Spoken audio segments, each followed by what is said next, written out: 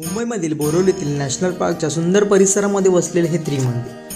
त्रिमंदिराची एकूण 121 फूट उंची मुले हे मुंबईतील सर्वात उंच मंदिरापैकी आहे. चला तर मित्रांनो, आज आपण जाणार आहोत त्रिमंदिरला. बोरिवली स्टेशनवरून ऋषीवनला जाणारी 477 नंबरची बस भेटेल.